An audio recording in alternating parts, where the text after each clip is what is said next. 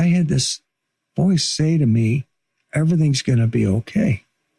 And she said, when was that? I said, just now. She goes, I was washing my hands and looking in the mirror. And I heard the same exact thing. I heard the exact same thing. Everything's going to be okay. Take a girl and a guy, and they fall madly in love and form a family. Sprinkle in some counseling degrees and a doctorate, a dream of transforming relationships as we know it. And 20 years later, we give you power couple Dr. Ray and Jean Ketkodian. And this is their podcast, Couples Synergy. Welcome back to another episode of Couples Synergy with Dr. Ray and Jean. I'm Dr. Ray. And I'm Jean, and this is our podcast about love, marriage, and relationships. Check us out online at couplesynergy.com and be sure to subscribe to our podcast or send us any suggestions on topics you'd like to hear more about. And now on to Couples Synergy, an in-depth look at love, marriage, and relationships, where we bring you our experiences with working with thousands of couples for over 15 years. You know, every day we get to hear intimate details about a couple's celebrations, disappointments, and everyday challenges. We've often wished these stories were shared because we know we are more similar than different. And so we've created not only an avenue where you can hear people's intimate lives, but an atmosphere where people come over to our home pub, pour a drink, and share their stories. People like today's guests, Jim and Jan, JJ. How are you guys doing? Hi, guys. Good. Great. I'm doing good. Thanks for coming on the podcast today. Really appreciate it. Thank you. Thanks for inviting us. Yeah. It's interesting. Why don't we start with you guys telling us a little bit about yourselves, how long you've been together, and what do you guys do for a living? And how old are you? I'm 60. 63. Whoa. And we've been married for 40 years, and we've been together since I was 15. So And I was 17. Wow. Wow. Yeah, we met in high school. High school sweethearts. Actually, we met right as I was walking out the door. Last time. Yeah. It was the last month of senior year. Wow. And I was finishing my freshman year. So how did that happen? How did you guys meet? Story. Yeah. I saw her in the hallway and was attracted to her, and she was best friends with my best friend's girlfriend. So I made my way over there and got to talk to her, and then got her phone number and called her, got her to go on a date. Yeah. Where'd you guys go on your first date? Really one of my first dates ever. So. Yeah, because she was a kid.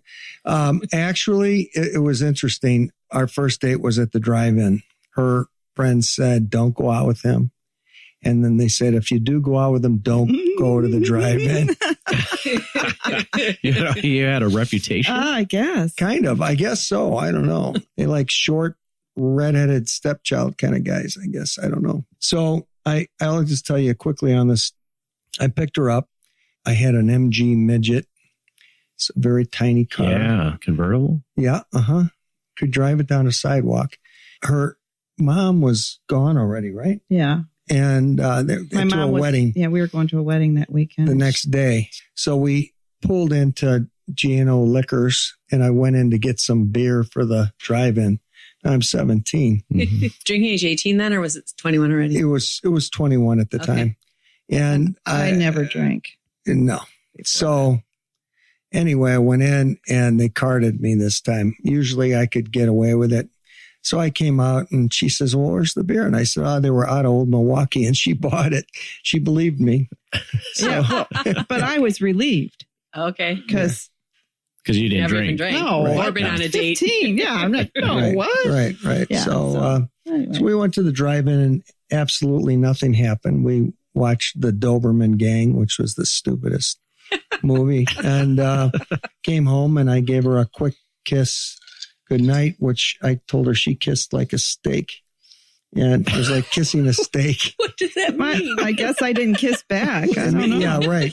So, and then That was we it. went off to Michigan Yeah, for the and then I wedding went- the next day. What was your experience like? Oh, I was really nervous, but excited. So excited.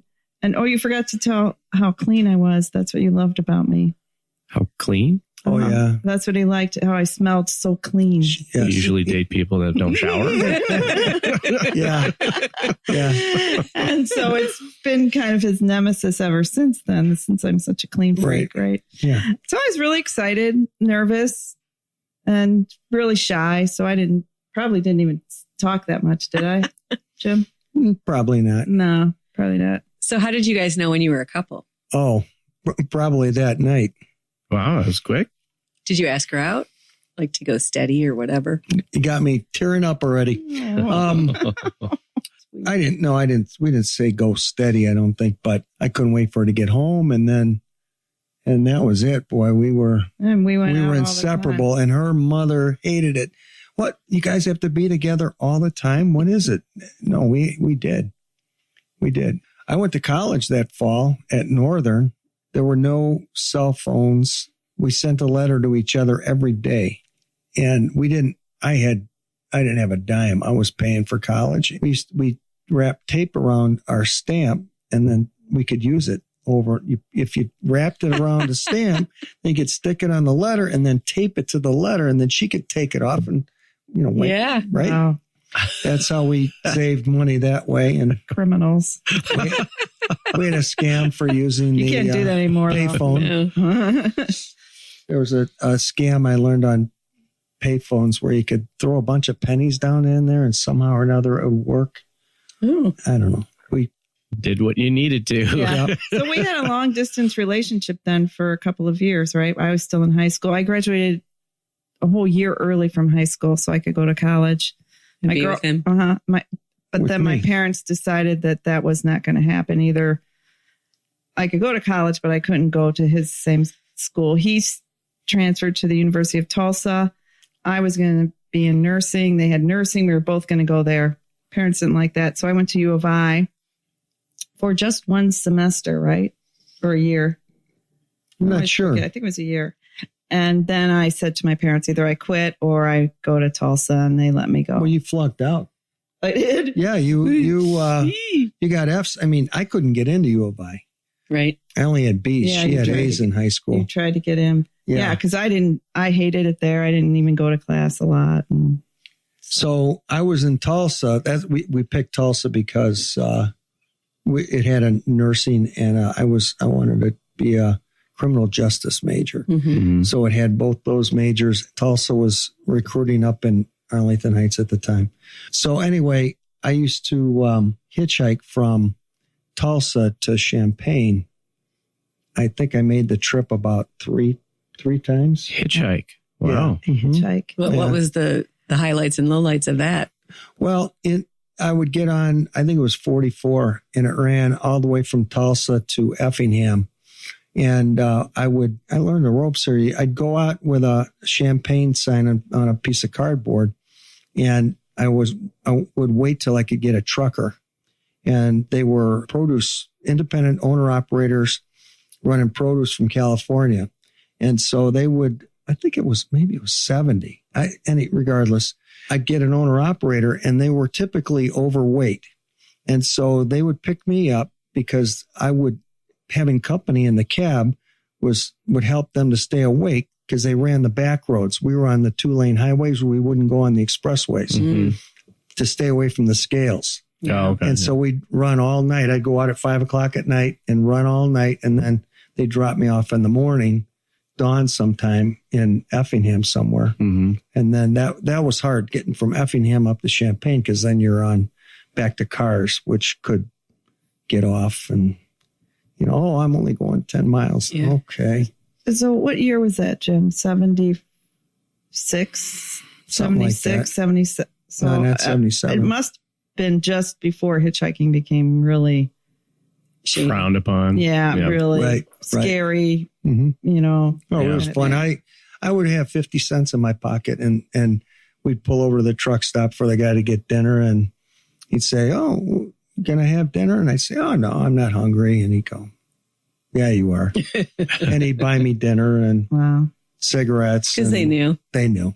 So you had pretty good experience. Oh, excellent. Right? Yeah. Oh, it was one of the great things. Very different times back then. Oh, yeah. Now, guys just swipe right or whatever. They don't have to travel halfway across the country to see their girl. Exactly. Right. Yeah. So that's a long distance relationship. You said for like a couple years, 2-3 years? 2 years. No, well, it was a couple of years at Northern. Oh, yeah. It's and 3 then years. a couple of years at Tulsa. 4. You have 4 years. Wow. What were the hard things about that? Oh, we just missed each other terribly. Terribly. Horrifying. Yeah. That's all we wanted to do. We talked on the phone all the time. My phone bill was, back then you had phone bills. It was $700. Right. Yeah. Wow. $700. And I remember that bill. Yeah. $700. Oh, yeah. Wow. Yeah. Holy cow. So brutal. what was it about the other person you fell in love with? Her body. Just kidding. Of course, Jim. That's an interesting question because I was talking to my daughter about, how our marriage is so wonderful. And I said to her, I don't really think I must have known how great Dad was, but I didn't know all the great qualities. I just loved him. But then he turned out to have all these great qualities after all these years that I just love. He's honest. I love that he says what he thinks, what's on his mind, but he's not too abrasive. I was always afraid to say how I was, but he's who he is. Exactly. He's blunt. Yeah. And forthcoming. He's not fake. Some people you meet, they're fake. He's just completely who he is. I really love that about him. And he's taken care of me for so many years. It's just, he takes care of me without making me feel like a second-class citizen. If that makes sense. Yeah, that makes sense. Especially growing up in the Catholic world, that absolutely makes sense. Yeah. Jan and I went to the same schools. Yeah. I went to school with your brother. Yeah. Yep. Yeah. St. Teresa's. No, not St. Emily. St. Teresa's. Why did I say St. Teresa's? Ursi. Yep. Ursi. So you guys really just had like that instant chemistry. Yes. Yes, we did. We hear that from a lot of people that have that longevity. And we also hear from the people that did divorce that they knew before they got married. Oh, you hear that a lot. Yeah. Oh. Right. So who said I love you first? I did. And how far into the relationship? I don't know. I remember the day. Year? We were in my parents' family room making out. She said, did you ask me? Or I asked you. I know. I asked you. I said, do you like me? And she says, no, I love you. What did that mean for you? I can't even talk about it. There's one thing that women fear from men, and it's that he'll kill us. But there's something that men really fear from women, and it's that she'll reject you. Oh, yeah. And that piece, I can see it in you, that you look like you're at home, like finding her in your life completed something for you. Oh, absolutely. She is my life. Yeah, well, we're best friends. We're best friends. We spend a lot of time together now. We only want to be together. I mean, I go on a business trip and she knows I hate it. I don't like to be away from her. People always used to say to me, didn't you want to date more men or see what else? And I'm like, no. And not even till today. I don't question what's out there, because when you're completely in love and happy, then, okay. And it's not like we completely always get along, by the way. We do. We'll talk about that. We'll talk about conflict. Right? She was yelling at me on the way over here. Of course. But I've never had that need to feel like I wanted to date a bunch of men or anything like that. My mom was always saying that to me, always. Mm-hmm. And now she loves Jim. Right. So when you guys are in Oklahoma, so you're in school? Yeah, Tulsa. Yep. Did you live together? Did you live separately? We lived separately until the last semester, and then we moved into a small house. Right before we got married. Yeah. Okay. Like 3 months before we got married, we moved. So you're already engaged at that point? Yes. But our families didn't know that, because again, back then, that was not, we had one phone, and it was like my phone. So he couldn't even answer it. I had to answer it. And then he told his parents he didn't have a phone, right, Jim? Sorry. Well, I didn't. I mean, there's just a landline. No, there's no cell phones. Right. So, Yeah. So it was a secret. So tell us about the engagement. Yeah. Remember that? Yeah, I do. You didn't call me for like 2 weeks. Oh, yeah. Well, okay. So that was interesting. I went back. She was home. We went home for Christmas or something like that. And I went back to Tulsa. I worked. Where did I? Oh, I had an apartment, or we didn't. I had a separate apartment. You were staying at Jean's house. No, I had an apartment, and I made money doing maintenance on the apartment building, painting and all that kind of stuff. And so I'm down there. I'm working from when I woke up in the morning till midnight, and then I made biscuits. I didn't want to spend a dime on food or anything. I wanted to, because I needed to save my money for college, right? So I just quick. I make some biscuits. They fill you up, go back to work. And I didn't call her. I didn't nothing for 2 weeks because I wanted to see, okay, I was ready to ask her to get married, and I wanted to really test myself and say, is this it? Because I only want to get married once. So I just test yourself if you can stay away from her. Right, exactly. Okay, right. Can I stay away from her? Can I live without her? Does it get old? What I mean, I don't know. Does what get old? Like you? I mean, do you wear off? And to the point that I don't need you anymore? So then she was freaking out over the whole thing. Did you know you were being tested? No. Oh no, I never told her. No, he just didn't call. And there's no communication. Like you guys are inseparable, and then you don't call for 2 weeks. Right. Wow. Yeah, right. Then he just leaves and goes back to Tulsa. And I lost about 10 pounds. And that whole thing, I couldn't even eat. That's very traumatic. Well, there's no, in those days, there's no way to communicate. You don't know if you fell off the face of the earth. Right. If I'm dead. Yeah. Remember, I used to. That was not very nice. I'd leave Arlington Heights, put my thumb out, and head for Tulsa, and I would then from my parents' house, and they had no way of reaching me, and I'd get to Tulsa, and I didn't want to spend the money on the long distance phone call. I wouldn't call them, and nobody worried about it. I mean, it wasn't like it's not like today. Yeah, it's not. So I might have talked to them for a month after I walked out with my thumb out. So. Anyway, okay, so bottom line is I had a professor that liked me as a student. And so she asked me to babysit her house while she was gone. Jan came back to school. And you didn't even pick me up from the airport. Didn't I? No. How'd you get there? You there? had sent a friend or something. Oh, Why was that? I don't remember that. Anyway. Did you find out? We got to she came to the house, and we spent about a week at the house. And that's when I said, hey, let's, want to get married. Yeah. And I mean, it wasn't, I think you kind of knew. Right? Did you already have a ring? No. Okay. No. Again, when you don't have any money, you don't have anything. Her ring was we went and got a ring then. It was a pull top from a beer can. Yeah. That was the ring I'd given her up until this point. Do you still have it? No. You don't? No. The pull top? Mm-mm. Oh. Anyway. No. All right. So I bought her when we decided we went to get and got married. A ring. We got rings. I mean, it was this. I still have it. This is $35, and her ring was $185. But I don't have it. It was stolen. Yeah. Oh. Yeah. So. Anyway. And those were wedding rings, or was it an actual engagement ring and a wedding ring? Engagement ring. Engagement. Okay. Yeah. So how did your families feel about you guys getting married? They didn't like it. No, they never. Both families did not like our relationship. Mm-mm. They fought us tooth and nail. We're like, what the heck are we?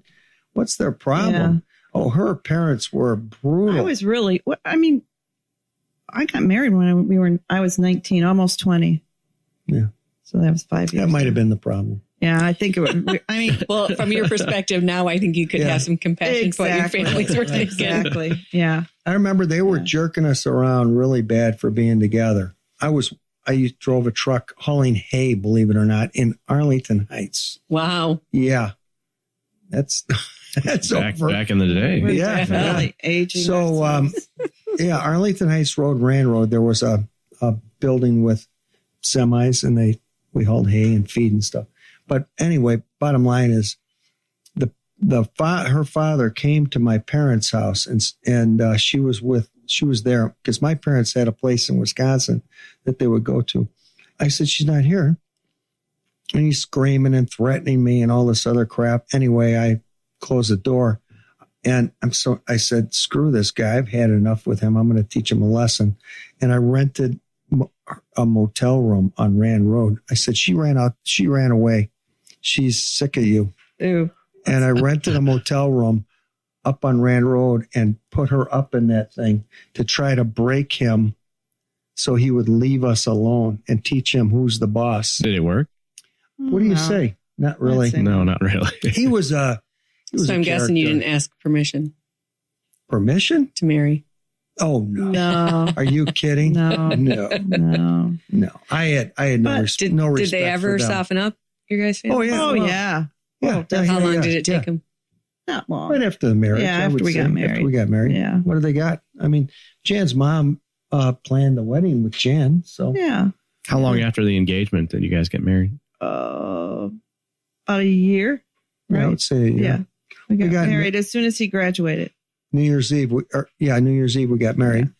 Yeah. And it wasn't because it was New Year's Eve. It was a Saturday. We wanted to get married really fast. I finished school right then. And so we got married immediately. I didn't have a job.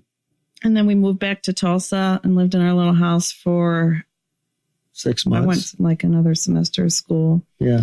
And then we decided we didn't want to be far away from our families, start our life in Oklahoma, far away from both of our families, our siblings mostly.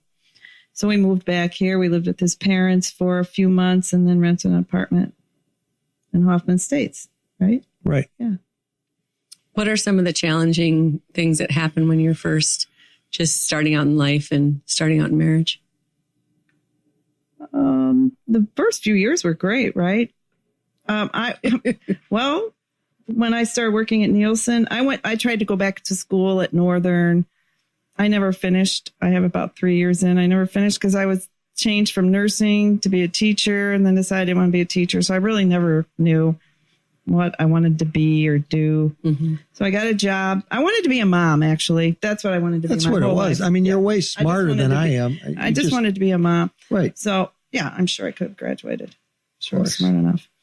And so I got a job at AC Nielsen. It was really a good job, for back then. So I worked there for about 4 years. We wanted to have kids but during that time of our life, so that was like the first 4 or 5 years, or 4 years. So I was working. I met a lot of young people my age were working. They became like really good friends, and Jim was included in that. So they were all single. We were married, and we just we're out all the time together on weekends. That was kind of our wild stage, but we were married, but still had it. So we were all friends. It was really fun. We just saw a couple of those friends not too long ago. So it was a really fun time, right? Oh, yeah. It was good. I mean, I feel like we didn't get along that well. We argued a lot in the first couple of years. Yeah, maybe. But we had fun, too. We did. What kind of things would you guys argue about? No idea. I'm just. I don't remember anymore anymore. No, I really don't know. I don't know. Was it stressful living in your parents' home? Oh yeah, we didn't. We weren't there very long. We were only a few months. Okay. Yeah, we didn't. It was not too bad there. We lived there in Tulsa. You can buy a house for nothing, and we thought, we're going to go to Chicago and buy a house and get going. Well, the houses were twice the price, and so we moved into my parents' thinking we would save some money, but it was kind of futile. It didn't work. So we rented apartments for quite a few years till we borrowed $2,000 from her mother, who was divorced and really didn't have a pot to pee in, but she had a couple grand and she gave it to us and we bought a condo in Mount Prospect. That was our first purchase, right? I mean, interest rates were, a mortgage was 16%. So yeah. Well, then we wanted to have kids. Mm-hmm. We're so excited about that, but that turned out not to be, didn't happen. What's the story? What do you mean? What's the story? Like you're trying. Right. Yeah. We tried. And then we went and got, we tried for probably a year, maybe. And so I went to my doctor and said, what's going on? She's like, well, have your husband tested. And he was tested and I was shooting blanks. So how did you guys, what'd you guys do with that? I cried. I'm adopted. So I'm like, oh, okay. No big deal. We'll go adopt. Deal to him. That was hard for me. Because I remember when we were trying, I used to wear like these big dresses, pretending I was pregnant and stuff like that. So it's definitely a loss in my life. So you could have chosen a different path. Did they have in vitro kind of stuff there where you could have? Yeah, they did.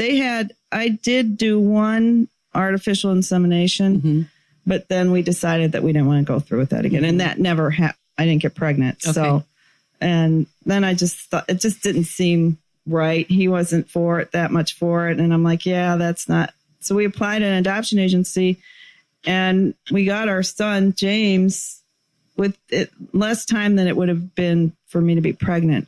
Wow. So the loss wasn't too long because I got a baby. So talk about that process, because we know that there's things that you have to make a lot of decisions on about what type of child you're willing to take on or not. So what was that like? At that time, we were just going for a white baby. Right. Because we're white. Yeah. And it just so happened that we didn't have to make a whole lot of decisions at that time. No. It was just like God gave us our baby. Did you know the birth mom? Did you? No, it was a closed adoption. Okay. It was a closed adoption. This was 34 years ago. Yeah, he's 34. And you went through an agency. Yeah. Right. Well, do you remember the cost of that? Nothing. We didn't have any money. So they looked at our tax return, whatever it was. Right. And I don't know. I just saw I made like 19,000 or something. Right. I don't know what you were making. You were starting your own business. I made 19,000. You made, all told, maybe I didn't even make 19. You didn't. Maybe you made some money. Regardless, our tax return showed 19 or 20 grand that year. Yeah. So things have really changed a lot. Yeah. It's tens of thousands of dollars now to adopt. Yeah. Well, so they didn't care. Wait, what was the name of the agency? Lutheran Child and Family Services. Oh, that's where we No, it was St. Mary's Services, Episcopal. Yeah. Okay. Yeah. What do you know about your adoption? I know that I was 6 months old. I know my name. I had a name. Your birth name. Yeah. My grandfather was pretty much on his deathbed. That my biological. And he said to my mom, "When are you going to bring home my little redheaded grandson?" You can't tell now, but I was redheaded. Biological, you're adopted. My adopted grandfather. Okay. My mom's dad. Got it. You said biological. Did I say? Oh, okay. So, and then her name was the agent. Her name was Miss Mugen, and Miss Mugen came over to visit with my parents. Somehow or another, Stag Island came up.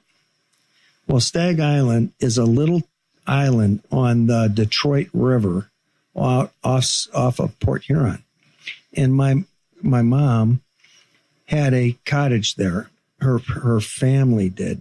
And when I say cottage, I'm talking cabin with a pump. This is your birth mom? No, my mom. I don't know my birth mom. Okay. I know nothing. So anything we talk about, I know nothing about them. Okay.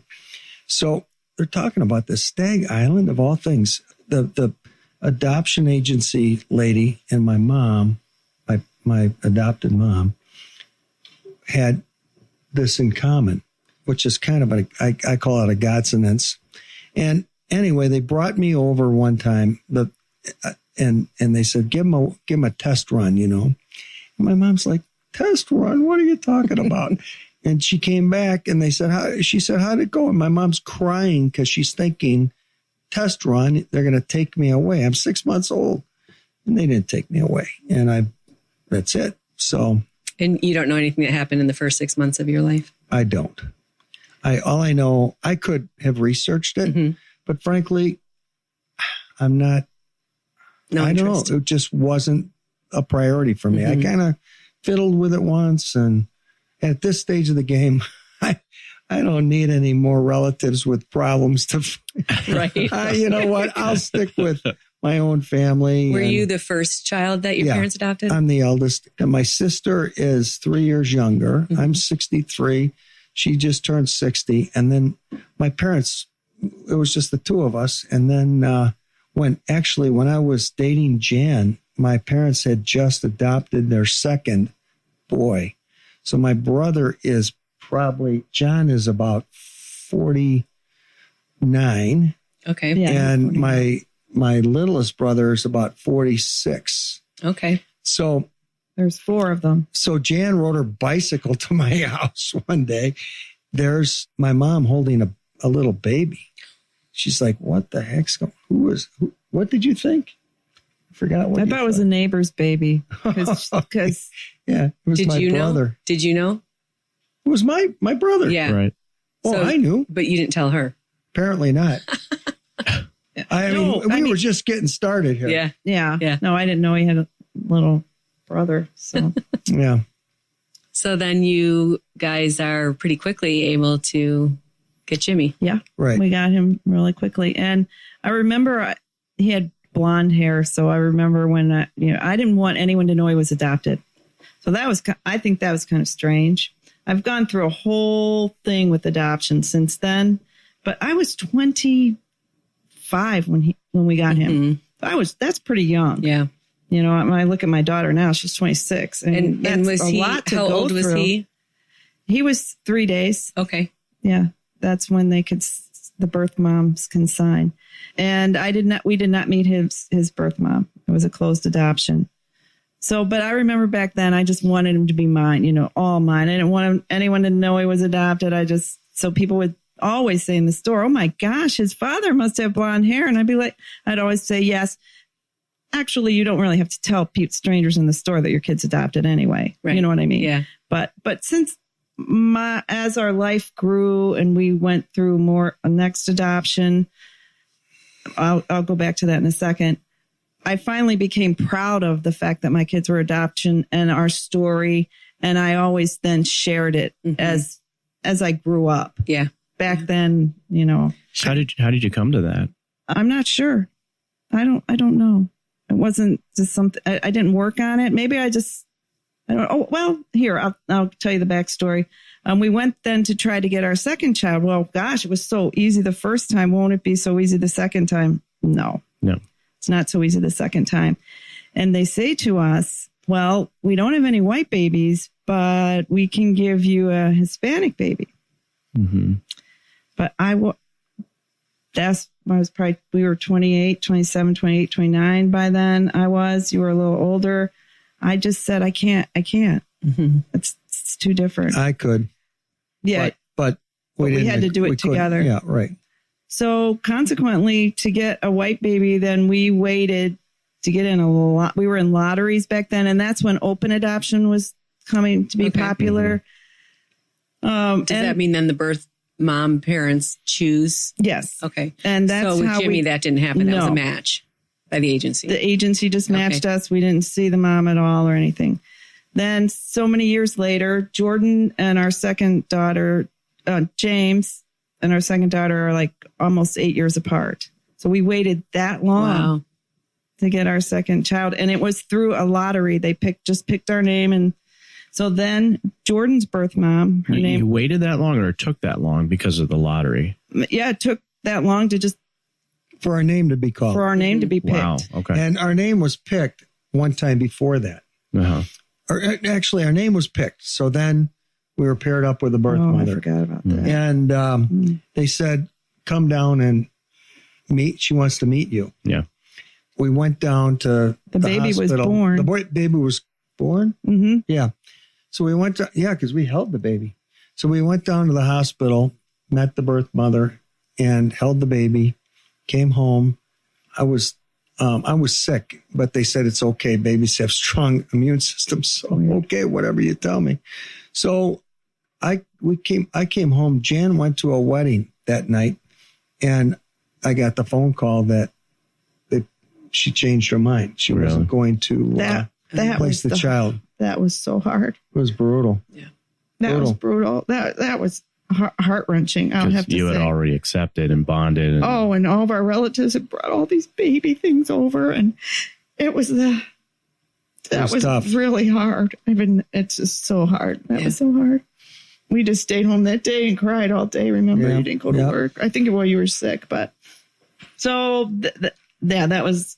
Then we got picked again, and it was an open adoption again, and so we had to write letters to the birth mom, dear birth mom, and I'm sure I still have the letters. Mm-hmm. And so the birth mom reads our letter and picks us virtually. So we go to, our daughter was born in Belleville, Illinois, drove down there, and we had our older son with us, but we didn't tell him because we didn't know. We were scared to death this time because of what had just happened to us 2 years prior. Was it about 2 years prior to that with the other little girl? So we get to the hotel, and we stayed in a hotel in St. Louis. The next morning, the agency calls us and says, there's been a change of plans. You're not going to pick the baby up at the hospital first. Her birth mom wants to meet you. Oh. Before she signs the papers. Oh, it was nerve-wracking. The drive. And the second time. Yeah. We're driving there. I can feel that. My body right now is just filling up with that same fear and terror, really, just being so afraid. We get there, we meet her. She talks to us. She's very kind and just a gentle woman, a really nice, gentle woman. And she just wanted to meet us. And then she had left Jordan at the hospital, and then she signed the papers and we went and got her. So, and I just remember coming out of there, we're just like so ecstatic. And relieved too. Yeah. Our son, when our son was a little boy, when he was little before Jordan came along, we would go to the shopping mall and give him a penny to throw in the water. Mm-hmm. Little fountain. And he would hold it up to his lips and then he would throw it in the fountain. We'd say, well, what are you wishing for? And he'd say, a baby sister. Oh. Although then he got one. I don't know if he was so happy about it. By 8, he had some problems adjusting to not being an only child, because by the time you're 8 and you're the center of attention. But and the only grandkid too. So with lots and lots of aunts and uncles. It seems as though you guys, not just as a couple, but also as parents, bonded before you even met the kids. Like that pain that you're already experiencing. It's like that openness and that connection that was there before you even met. Yeah, I think so. Yeah. I think that's a really special thing. I think especially for you being an adopted person, that you've been able to create a family based on, those type of bonds, which is awesome. Yep. Because blood isn't always the best. No. Right? You never know. Right? You never know. Just a little more about adoption. Our older son, when he and his wife were pregnant with our granddaughter, she wanted to find out some more history about, and so they went online and searched, and there was a thing that his birth mom put down that when he was 18 that he could contact her. So he met her. He went and he called us up first, and he said, "How did you guys feel about that?" We felt okay about it because we had already been through meeting Margie, Jordan's birth mom, and it was a wonderful experience. Oh, and by the way, we wrote letters to her the first year. I sent her pictures of Jordan. It was just she didn't want to come and see her, but she just wanted to know that she was okay and in a good place and how she was doing and see pictures. And we always sent her flowers, Margie, on Jordan's birthday until that's I cool. don't know. Yeah, that's really cool. Not anymore, But he was so excited to meet his birth mom that so he met her at a restaurant, and then he called us up about 9:00. Can we come over? We're going to drive over to your house. We want you to meet her too. So that was actually another very emotional time, just meeting the woman that gave up her child for you. I mean, that's pretty amazing. Yeah. It's a pretty amazing thing. But it's interesting about their relationship, and she's a wonderful woman, but I'm the mom. We're the mom and the dad. He has some little relationship with her. It was more in the beginning, and they they're in contact, but it just kind of fulfilled him. And then he just went along. I feel like we even became closer. Yeah, I was going to say, did that help you heal something? Yeah. That idea of him being blonde and yeah. Well, Jordan was blonde then too, so that worked really good. Because then once that happened, everyone would be like, "Oh, they're your kids, right. Brown, red, blonde, sure, okay." And you guys were like 29, 30 when you had Jordan. 33. 33. Yeah. Okay. So 25 with James, and then 33 with Jordan, and I must have been 36 then. You thought you were so old. I did. Too old to have a kid. Right. Yeah. And then my wonderful husband decided that about a couple years later, no, not a couple years, when Jordan was in 3rd grade, that, gosh darn, we have an extra bedroom and we have all this love in our family. It would be really nice if because we always wanted more kids. I wanted 5 kids. Yeah. So we decided to get our foster care license and foster a child that was that a difficult process? Open. No. Okay. No, it's intense though. We had to go to some classes on the weekend. I always hate going to class on Saturday morning. Yeah. So we went on vacation to London on spring break, and we had still had one more class to go, and the foster care agency called us and said, "We have a boy that really needs a home right now, and you can finish your class whenever, but will you take him?" And we're like, sure, we'll take him. But the interesting thing that I think is so interesting, that this boy that was available, who later we adopted and became our son, he was African-American, Black. And so I went full circle from not taking a Hispanic kid to then having a Black son. So from so everyone knows he's adopted by then, so well, even full circle, not wanting anyone to know that you adopted a child, right? Yes. Okay. So then, which I always think is interesting. And so we got Jack in our house when he was 7. And tell about when we were driving when we picked him up. Cute little boy. Yeah, we were driving home, and we wanted to get him something to eat and have lunch. So we went to this fast food place, and we were walking, or Portillo's or something, and we're standing there, and we're like, "What would you like to eat?" And he goes, "I really don't want anything to eat. I just want to go home." Oh. How old was he? 7.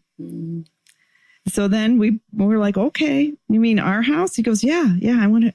So we go to our house, and it probably looked like No, I'm going to throw one more. Okay. So we're in the car, and I said, "Well, what do you want to call us?" And he goes, "Mom and Dad." Wow. Wow. Right out. I mean, didn't hesitate. He never called us anything different than Mom and Dad. And that was as a foster situation. It wasn't an adoption situation. Oh, yeah. Right. It was foster. We just picked him up. Actually, he had been in a emergency foster care for 1 week before we got him. Wow. And then he was previously living with his aunt in a foster situation, but she was trying to adopt him, but he told his court attorney that she was abusing him, and then they looked into that, and she had been abusing him. So they said, "No, you can't adopt him." And then he went into they just went and got the foster care system, then just went and got him that night and brought him to an emergency shelter, like foster home. And he didn't like that at all. I guess he was very... Well, he struggled in our house too. Yeah. It was a very difficult thing for him. Yeah. Yeah. It was. And I always think about that. How sad when you're 7, you know that nobody wants you. Yeah. Right. I mean, you can understand when you're 7 that, oh no, I better make this work or not, or... Yeah, to feel that rejection. Yeah, that's got to be a hard thing. So well, they say that, when animals get scared, they run to a place like a den or up a tree. When a person gets scared, they run to a person. So when you're that little and you don't have a person to go to, that's a big deal. Scary, yeah. He used to, when he first came, remember, he used to jump on me and want me to hold him like a baby almost. I'd be like carrying him around like a monkey. Right. He wasn't that heavy, so I could, but. So it was rough after we brought our foster child home. Obviously, it was difficult for him, difficult for all of us adjusting. It's not like bringing a baby home that doesn't have all these needs. When someone's a 7-year-old, it really disrupts the whole unity of the family. Right. Which is very interesting. Someone needs a lot of attention. Yeah. And everybody else has to give it from somewhere. Yes. Oh, good point. Yes. Yeah. I was naive enough to think, oh, come on. Here's your room. Here's the house. Let's have dinner. Right. Yeah. No. Yeah. Not that good. So that was it was a difficult time for all of us. It's so hard when you're trying to do the right thing and you don't even know if what you're doing is helpful or not helpful. Yeah. I still question whether it is. Yeah. Yeah. I think those are really big unanswered questions. I feel like maybe I feel like I was interrupting nature. That's interesting. Yeah. Mm-hmm. And even from that bigger spiritual place of life lessons and how things are supposed to go. But I think Right. That exactly. And we've been told that by other people. And the interesting part about it is he came from, nothing, no family, no nothing.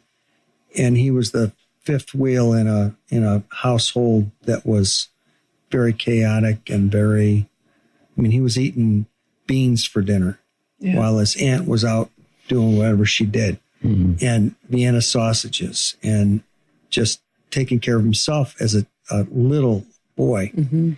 But he comes into our home, which is a regular suburban home, and had loving parents, loving siblings, going on vacation. We took him to Thailand, cruises.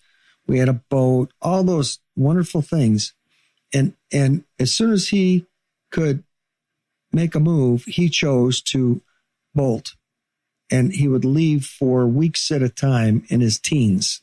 Oh, weeks. So heartbreaking. Weeks. And then he'd show up, 2 weeks later. Or I would find him. Oh, she would go find him somewhere. So he wanted to be on the streets. Mm-hmm. Well, at some point we agreed with him and let him go and said, no, that's not how it goes here. You don't show up here at 2 a.m. because you're tired and come in and wreak havoc on our household. And then 2 days later, you get all comfy again and head out again on the road.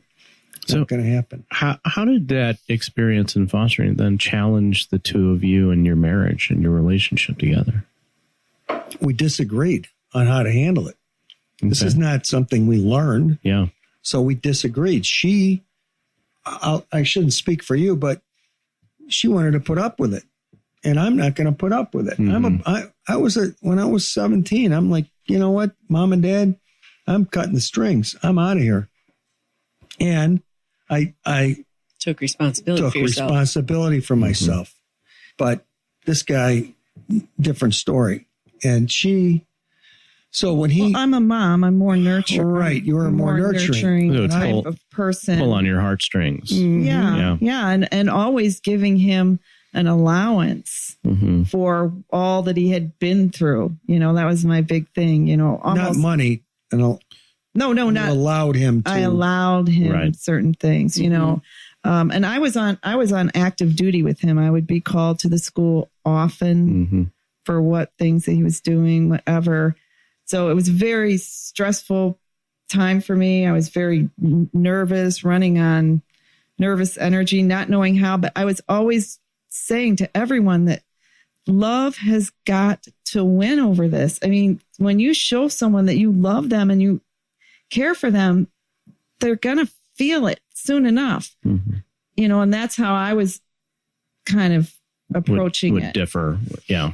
And I was taking the tough love. Or the tough love. You don't want to live here? Okay. But adios. I have to say now that I am he's an adult now, but we're in the tough love phase still. But I'm taking over the old. But now when I have the tough love, he's changing to be this nurturing kind of guy all of a sudden. I'm like, wait a minute, this is so confusing. Yeah, trading places. Yeah, we are. We have actually, not right at this moment. We are. I'm sort of like, let him be, let him, and he's meddling. So, well, one of the things that we know is that if you guys could have done anything, you would have, and you did so much for him. And it is that heartbreaking. And it's a really important thing for people to consider that, and I think it is, I think it's a very gracious act to take a human being into your home and to help them in that way. But if you're expecting things back, that's the hard part. because a lot of times those situations look just like that, unfortunately. Yeah. Well, just being a parent in general, you do the best that you can, and you have to let go of the rest. Right. Yeah. Yeah. And everyone creates their own path in life. Yes. So you guys are empty nesters and have been for how long now? Jordan moved to Colorado 2 years ago, right? Yeah. 2 years. We left in 2013 on our boat. Okay. So it was fall of 2013, and we were traveling on the boat. Just the two of you? Yes. So and Jordan was at home, our daughter. Mm-hmm. So we've been empty nesters basically since then, because we were on the boat a lot. We'd come home, go back, and then she took off. Oh, well, I guess we were together in 14 in the summer a bit, but it's not important. We've been empty nesters, I would say, pretty much since then. So tell us about your trip. We have a boat, and we left Racine, Wisconsin to take a trip called the Great Loop. It was Jan's idea. I didn't want to go up until the last minute because I'm a chicken, but she's very brave. So we drove our boat down the river system into the Gulf of Mexico, and we got there in winter of 13. So does that come out in like New Orleans area? Mobile, Alabama. Okay. You could come out New Orleans, but You went Alabama? long story, but you come out Mobile. That's where most people do. And then you run down the coast of Florida. And we did the Bahamas that year, Keys and a bunch of stuff like that. Spent 6 weeks in Key West. Was it that year? Maybe the year after. I don't remember. I had to go to Betty Ford Clinic after that. But anyway, when we got there, the trip entails going all the way back up to New York City, cutting in on the Hudson River, and then Erie Canal and back into the Great Lakes and making your way back home.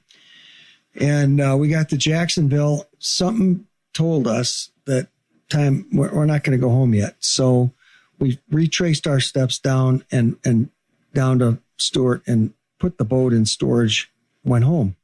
And in the fall of 2014, Jan was diagnosed with breast cancer, and it was very serious. It was Thanksgiving. It had progressed quite a bit. So then we knew why we came home.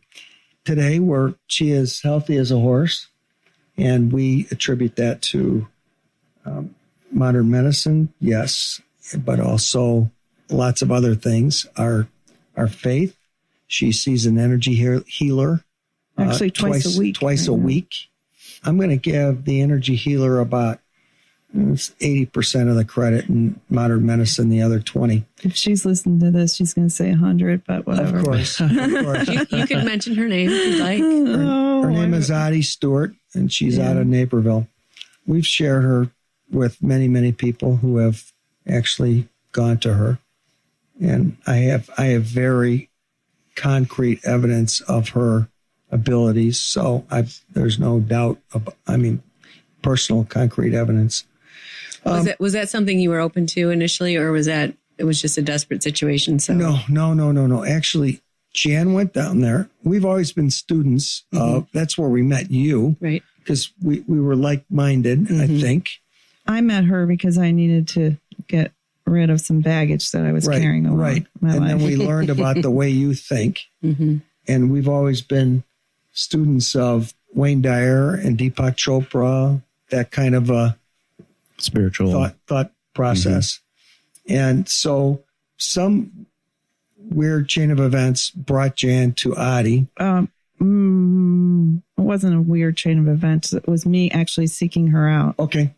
That's a very important thing. Was that a referral, or was that just... It was a friend of mine. Okay, I had a friend that passed away. And while she was critically ill, I met her sister-in-law. Her sister-in-law became part of our Bible study. I knew her sister-in-law was in an energy type of group where she lived. So when I was diagnosed, November, found out the whole deal at the end of December, basically, I emailed her and said, I'd like the name of an energy healer. And I feel like my girlfriend, this is all just like destined to happen. She gave me a name. She gave me Adi's name, but she'd never been to her. She just said that this woman, everyone really admires and thinks, was an awesome person. Mm-hmm. So I started going to her, and that was I've been going to her for 3.5 years. So, and also still taking some medication. What was it? Was it hormone therapy? Right. Yeah, hormone therapy. So diagnosed in 2014. Is that one? Yes. Right. And it was diagnosed with stage 4. Stage 4. Oh, yeah. And did you do like radiation No. and chemo? No, you didn't do any of that. When it's stage 4, it's too No. late for all that. Yeah. Yeah. It's too late. Too bad you guys can't see my wife because she's perfect. You would never know. You'd never know. She doesn't even have a pimple. She's perfect. I am not. So, Since then, I also have met another doctor. Her name is Dr. Marilyn Mitchell. We know her. You do? Sure. you know Marilyn? Mm-hmm. Oh, my God. And she was in women's care. Mm-hmm. She actually did my hysterectomy because I had a fibroid tumor back in 1985. 93. It was 93. Oh, Was she also practicing? 95. It was 95. Was she also 95. practicing her spirituality work as well as traditional was. medicine? Mm-hmm. She was with her. She was married to her. Right. Her and her husband owned the woman care. Yeah. And then they got divorced. So, and then she's left with all of her energy healing people, but they were actually doing it then. I didn't know that. I wasn't going to her. I went to one of her partners when I had needed this emergency operation. It was on July 4th and she happened to be on call. She did my surgery. I never really met her or saw her. We were on our boat in South Haven, Michigan, and Jan passed out below deck. She had been losing blood and didn't know it because you couldn't see it on a boat toilet. We pulled her off the boat in an ambulance, took her to the hospital, and that night was a hellacious night because they didn't know what was going on. And they finally figured it out, and they had no surgeon. It's a small town. Mm-hmm. They put her in an ambulance and drove her all the way from South Haven to Arlington Heights in the ambulance. Yeah. And the next So then I met Marilyn that night, and she did my operation the next day. And then when I went for my recheck, I went back to the other doctor. So I never really knew her. A new friend of mine that I met just a couple of years ago, we're walking, and she said, I told her I go to an energy healer. She goes, oh, is that Marilyn Mitchell? And I'm like, Marilyn Mitchell is in energy work? Yeah. Didn't you know that? No, I had no idea. So I reconnected with her, told her the whole story. And so I go to her now. I also I have a regular oncologist, but Marilyn's amazing, and she's amazing.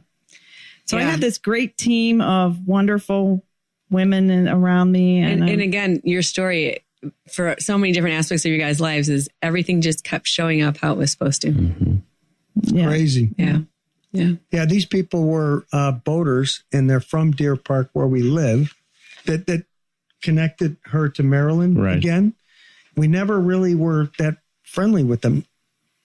And then we did our great loop, and then we came back, and we were moved to a different slip, and these people were next to us. Right next. Wow. Of course. So we became friends. And they live right by us in Deer Park. Yeah, but we just never really connected with them. And then we became friends through that. Yeah. Mm-hmm. And actually, Marilyn Mitchell is going to be on a PBS special about about her energy work and healing. And I was just at the shoot on Friday. I was the patient that she was working on. Cool. So it was pretty cool. Very cool. Yeah. How are you feeling now? I feel wonderful. I feel amazing. What are your thoughts about going on that journey? Like having this in your life? Yeah.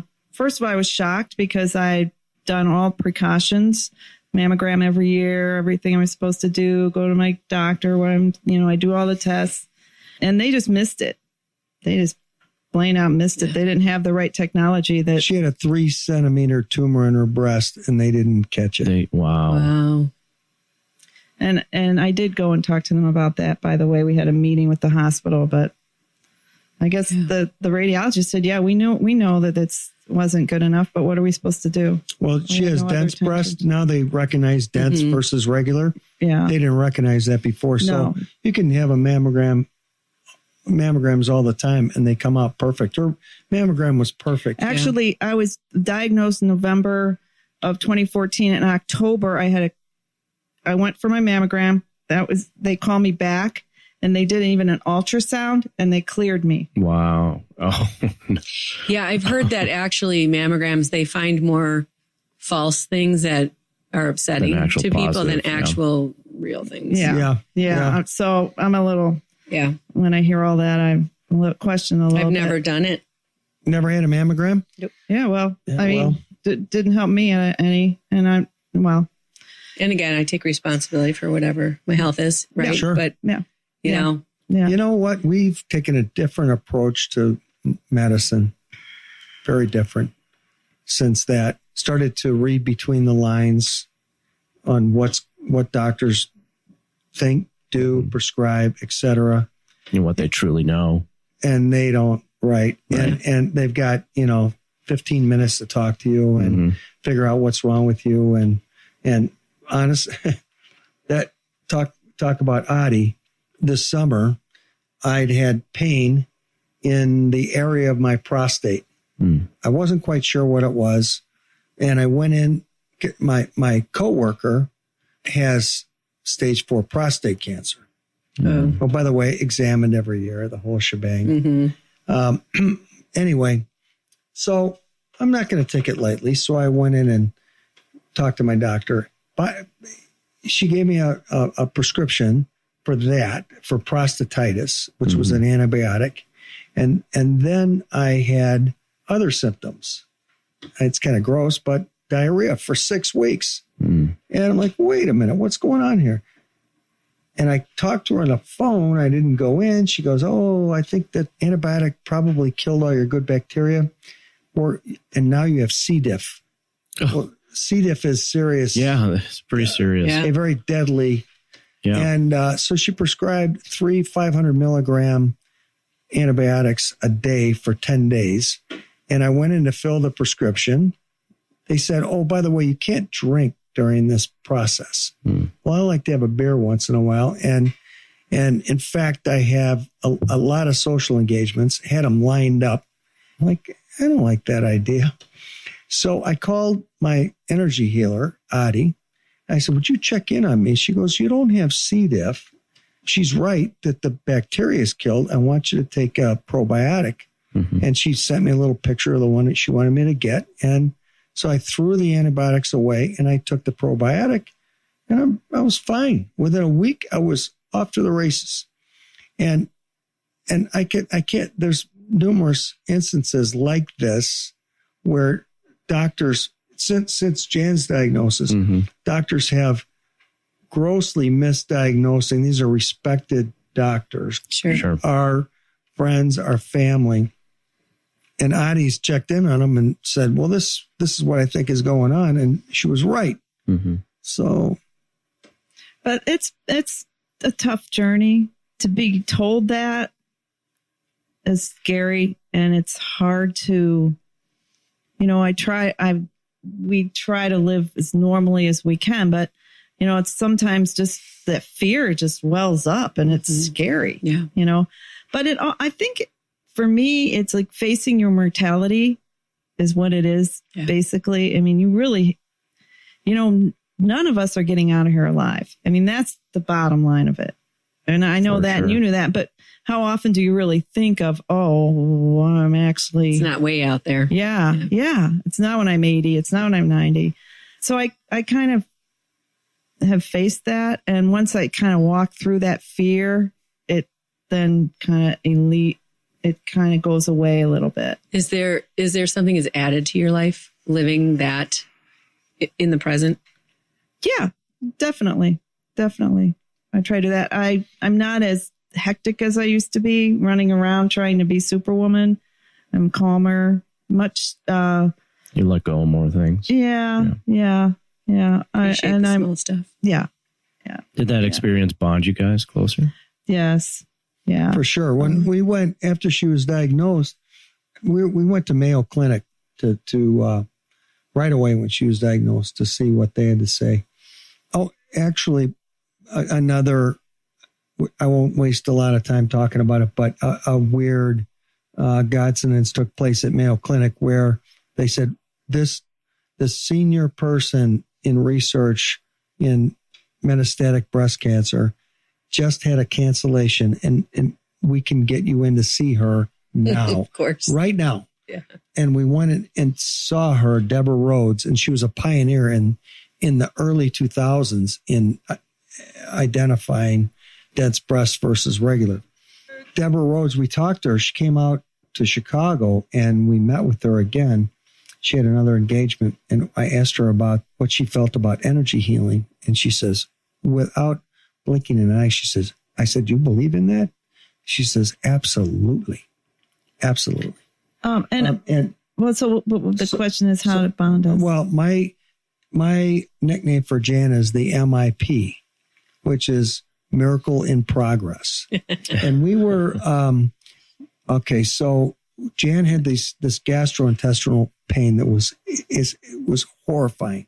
She had an incident in the Bahamas when we were there on the boat where she couldn't even get out of the boat to help tie up. That's the worst she couldn't help tie up. I've never had that. I mean, bringing our boat in is a bear, and she couldn't get out. So anyway, we got home and she went to the doctor and the doctor checked her out and said, I don't see anything wrong with you. She just had the great mammogram. And he said, you can go to a gastroenterologist if you want. And she said, he says, whatever. And I said, go get it done. And she went there. The guy calls us on a Friday night? It was a Friday night. Friday night. They always call it Friday night. 6 o'clock. We just sat down with the glass of wine. Oh my God, you have to go to the doctor. You have cancer. And it's everywhere, he says. It's everywhere. Just like out of the blue, throughout your body. Like that. Oh my wow. God. Yeah. Oh my gosh. He says, I'm going to set you up with an oncologist. And I want you to go on Monday morning. I want to look at the other half of he only did a half of a scan. And he looked at the other half and he calls her at Egg Harbor. She was out having coffee with her friend Monday morning.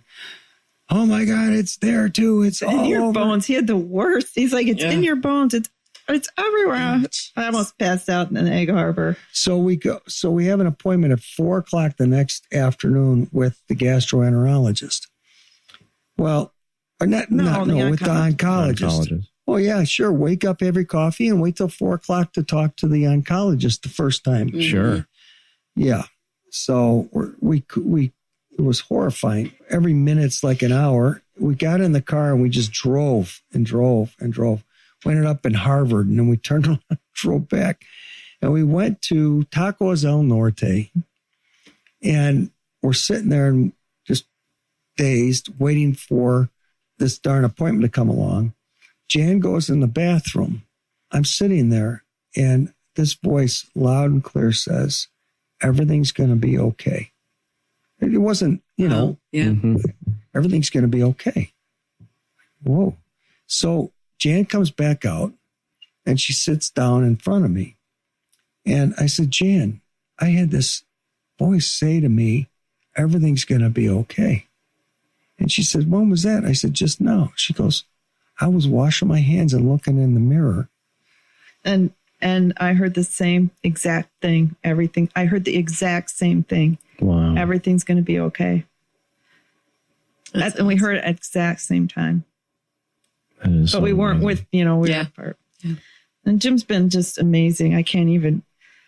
He's just so caring. He's just the most caring person in the world. He just takes such good care of me.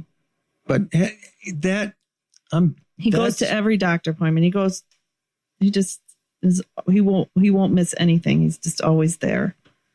And in the beginning, when I was really throwing up and be sick, and did I pass out? I used to pass out. I was passing out, and he would just hold me, and we'd sit on the floor in the bathroom, and he'd be like, "You want to go?" I never wanted to go to the hospital because they weren't going to do anything for me, really, and it would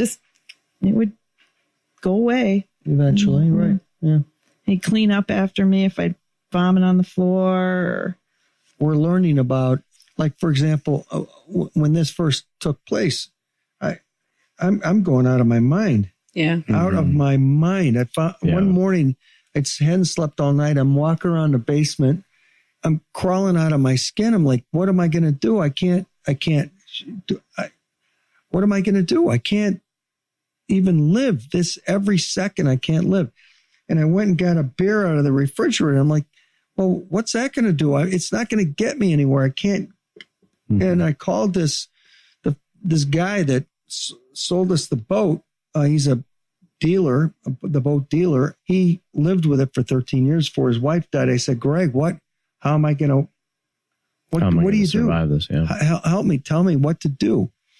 He told me how to control my mind, control my thoughts. Cause your mind is different than who you are. Sure. Right. It can be your worst enemy. Yeah. Yes. Your worst enemy. Mm-hmm. I call it Wilbur.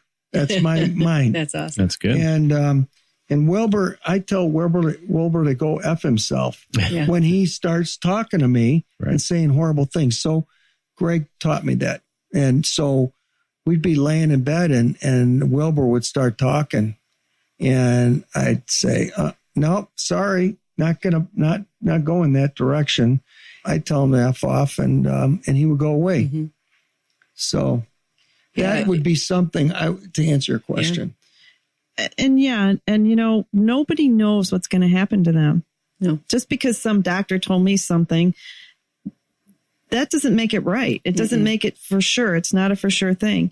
And so that's how we're living our life. And we're not, we're for sure thinking that we're going to be around together for a long time. That's our vision. And that's our hope. And that's kind of how we go through it. And we don't stop. We just keep going. And we were in the middle of the loop when I got diagnosed. We went back to the boat. We kept living. We kept doing what we were supposed to be doing. We didn't stop. I don't really even like to talk about it because it just. Why acknowledge it? Yeah. Why give it more energy? Negative energy. It brings it up. But as it's been going along, now I just had a tumor marker. There's 28. That's completely normal range. I just had a scan. There were some spots on my liver. They're gone. Awesome. I'm pretty just clear right now. So that's awesome. What we're doing. And I do believe in your body's ability to heal itself. Mm-hmm. I do believe in that. We both do. I think we're just learning all that now. Well, yeah, and then you start looking around and you find other people who have done that, right? You know that. There's a lot more stories about people that are still living, even living with it. Right. As maybe a chronic type thing, but just living their life. So we actually interviewed a woman who has stage 4 cancer as well, and she is treating herself very, very similarly. Oh, yeah. Right? I think it's her third round of it, and her second round, modern medicine was like, we can't help you. Oh, yeah. And she's going somewhere in Mexico. Mexico, yes. To somewhere that does some, interesting things that aren't probably legal here, but higher level energy type of stuff. Mm-hmm. Awesome. Yeah.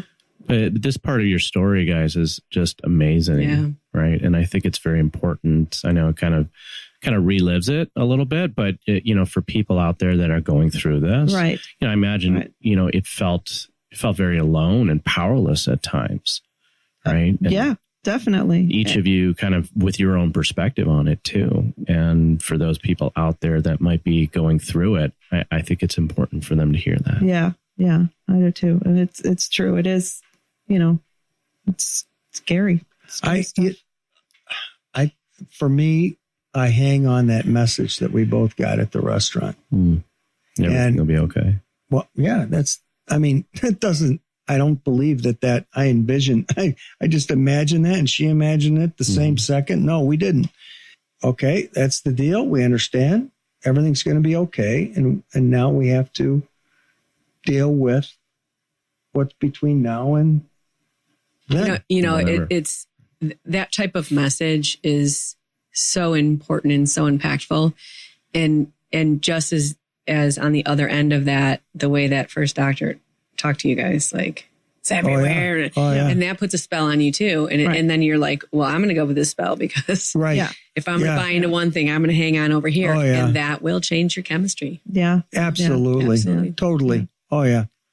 Yeah. And we're both very spiritual. It's funny. We're we were members of the Catholic Church our whole life. And when things kind of, I don't know, we kind of changed and went to a evangelical church, Willow Creek, for a while. And then we just started having our own church, having then your own personal relationship with something bigger. With God. And I would say we're both closer to God and our spirituality than ever. Would you agree? Oh, absolutely. Yeah. This morning I sat down on my chair and I write my gratitude journal, 10 things, and read a couple of pieces. And we try and meditate. Right.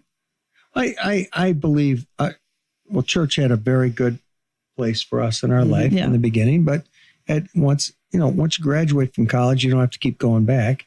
Right. So, well, and we have a lot of our friends are from our church, actually. Sure. So anyway. Yeah. So what is it that your partner does that you know they love you?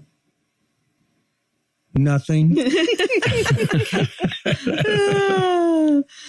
I don't forgives me. She forgives me with, if I say I'm sorry, I could do the nastiest thing. I say I'm really sorry. And then it's over, like right now. Well, I do stuff for you. Yeah, Jim just loves to do stuff for me. I'd say that.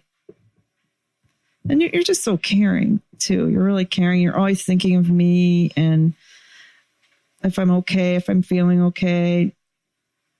Oh, I also love that we can talk spirituality, talk out of the box together. That's one of my favorite things about him. And he's so supportive.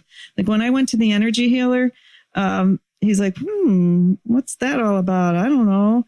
And then he went to her and then he still goes to her too. He's got such an open mind about all that stuff. So I really like that.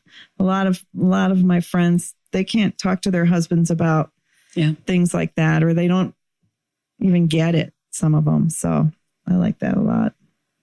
Well, Jim and Jan, we really want to thank you for coming today and being on the podcast. Your story is so amazing from multiple perspectives, multiple facets. And we really want to thank you. Thank you, guys.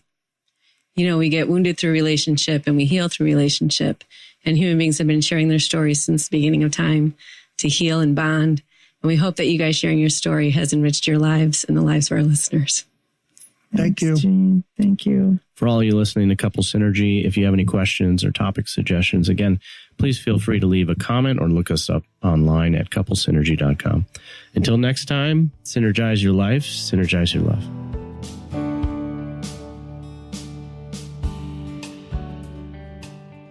You have been listening to Couple Synergy with Dr. Ray and Jean Kadkodian. Couple Synergy was recorded, edited, and produced by Dr. Ray and Jean Kadkodian, along with Organizational Director Calvin Javier and Marketing Coordinator Bridget Reese. Voiceover and music entitled Breathe and Let Go was recorded and composed by Gina Gonzalez.